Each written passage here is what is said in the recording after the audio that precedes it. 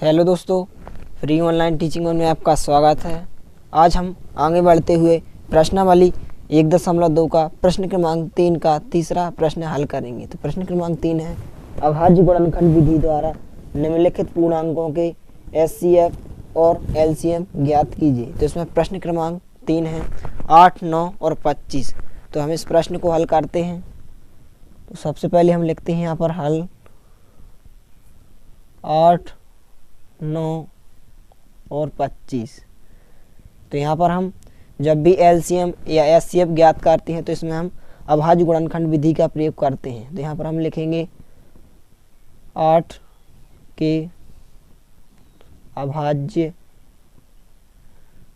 गुणनखंड। इसके बाद हम लिखते हैं संख्या 9 के अभाज्य गुणनखंड। 9 के अभाज्य गुणनखंड।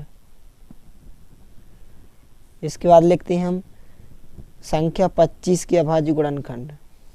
25 के अभाज्य गुणनखंड। तो जब भी हम एचसीएफ या एलसीएम ज्ञात करते हैं तो सबसे पहले हम इनके अभाज्य गुणनखंड निकालते हैं गुणनखंड विधि से। तो सबसे पहले हम संख्या 8 के अभाज्य गुणनखंड निकालेंगे। तो यहाँ पर हम लिखेंगे 8, सबसे पहले 2 से भाग करेंगे, 2 चौके 8, फिर 2 से करेंगे, 2 दूनी 4, फिर इसके बाद 2 से, 2 एकम 2। तो संख्या 8 के अभाज्य गुणनखंड क्या हो जाएंगे? 2 गुणित 2 गुणित 2।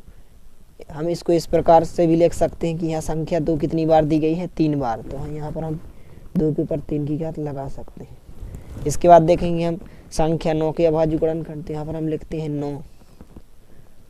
तो इसको हम 3 से भाग करेंगे, 3 त्रिका 9 और 3 एकम 3।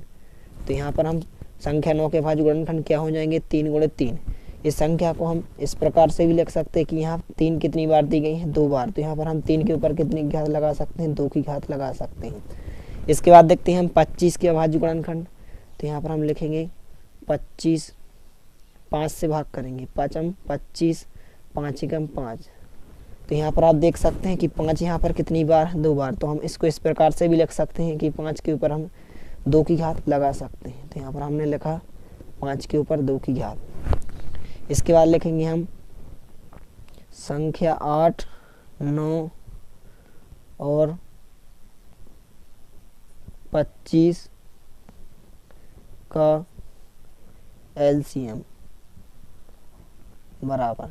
तो जब भी हम एलसीएम ज्ञात करते हैं तो इसमें क्या करते हैं? उच्चतम घात लिखते हैं और कोई भी संख्या को रिपीट नहीं करते हैं। तो यहाँ पर 2 की उच्चतम घात क्या है? 2 के ऊपर 3 की घात। तो यहाँ पर हम 2 के ऊपर 3 की घात लिखते हैं। इसके बाद 3 की उच्चतम घात क्या है? 3 के ऊपर 2 की घात। तो यहाँ पर हम 3 के ऊपर 2 की घात लिखते हैं। इसके बाद 5 की उच्चतम घात क्या है? यानी कि संख्या 5 के ऊपर 2 की घात। तो यहाँ पर हम लिखेंगे 5 के ऊपर 2 की घात। इसके बाद हम इसमें हम रफ पेपर का यूज करते हैं, सभी संख्याओं को हम गुणा करके देखते हैं। तो यहाँ पर हम देखते हैं 2 के ऊपर 3 की घात। तो इसका मतलब क्या है कि 2 गुणित 2 गुणित 2, यानी कि 2 दूनी 4, 4 दूनी 8। तो यहाँ पर हम लिखेंगे 8 गुणित। इसी प्रकार 3 के ऊपर 2 की घात का मतलब क्या है कि 3 गुणित 3, 3 त्रिका 9 है। तो इसको हम इस प्रकार से भी लिख सकते हैं 9। 5 के ऊपर 2 की घात का मतलब क्या है? 5 गुणित 5, यानी कि 5 25। तो यहाँ पर हम लिखेंगे 25। तो सबसे पहले हम 8 और 9 का करेंगे, 8 9 72। इसके बाद करेंगे हम 25 का। तो सबसे पहले हम 5 का करेंगे, 5 दूनी 10 का 0 हासिल 1, 5 7 35 और 1 36। इसके बाद 2 का करेंगे, 2 दूनी 4, 2 सत्ते 14। तो यहाँ पर 0 6 4 10 का 0 हासिल 1, 4 3 7 और 1 8। तो इसका एलसीएम कितना आया? 1800। तो यहाँ पर हम लिखेंगे 1800। इसके बाद ज्ञात करेंगे हम एचसीएफ। तो यहाँ पर हम लिखेंगे संख्या 8, 9 और 25 का एचसीएफ। तो एचसीएफ हम कैसे ज्ञात करते हैं? हम तीनों संख्याओं के अभाज्य गुणनखंड में कॉमन संख्या देखते हैं, यानी कि उभयनिष्ठ संख्या जो तीनों में हो। तो यहाँ पर देख सकते हैं कोई भी उभयनिष्ठ संख्या नहीं है। जब कोई भी उभयनिष्ठ संख्या ना हो तो एचसीएफ कितना माना जाता है? 1 माना जाता है। तो इसका एचसीएफ कितना हो जाएगा? 1 हो जाएगा। आता है। 8, 9 और 25 का एलसीएम कितना आया था 1800। तो यहाँ पर लिखेंगे 1800 तथा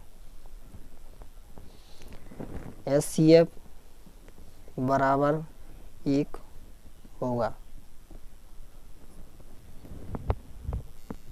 इसके बाद देखते हैं हम प्रश्न क्रमांक 4। तो प्रश्न क्रमांक 4 है एचसीएफ 306 और 657 का कितना दिया है 9 दिया है। एलसीएम 306 और 657 का ज्ञात करना है। तो हम इस प्रश्न को हल करते हैं। तो सबसे पहले हम यहाँ पर लिखेंगे हल। यहाँ पर 306 और 657 का एचसीएफ कितना दिया है 9।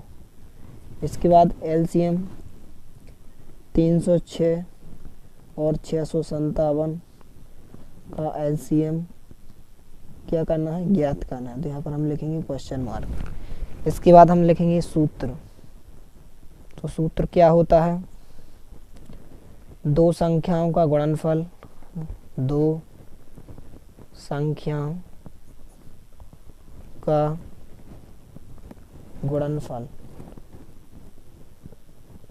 बराबर एलसीएम गुणित एचसीएफ। तो यहाँ पर हम देख सकते हैं कि दो संख्या यहाँ पर कौन कौन सी 306 और 657। तो इनका हम गुणनफल करेंगे। तो यहाँ पर लिखेंगे 306 गुणित 657 बराबर, इसके बाद एलसीएम क्या करना है ज्ञात करना है। तो एलसीएम गुणित एचसीएफ कितना दिया है, यहाँ पर एचसीएफ 9 दिया है। तो एचसीएफ की जगह हम कितना रखेंगे 9। इसके बाद यहाँ पर संख्या 9 गुणा में है। तो जब भी कोई भी संख्या गुणा में होती है तो वहाँ कहाँ आ जाती है नीचे, यानी कि बटे में आ जाती है। तो यहाँ पर हम लिखेंगे 306 गुणित 657 बटे 9 बराबर एलसीएम।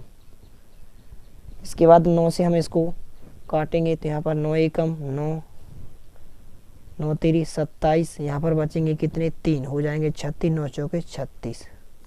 तो ऊपर कितने बचेंगे 34 गुणित 657 बराबर एलसीएम।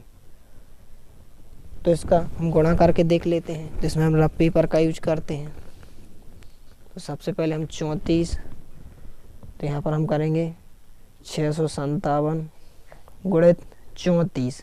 तो सबसे पहले हम 4 का करेंगे, 4 साते 28 की 8 हासिलाइन 2।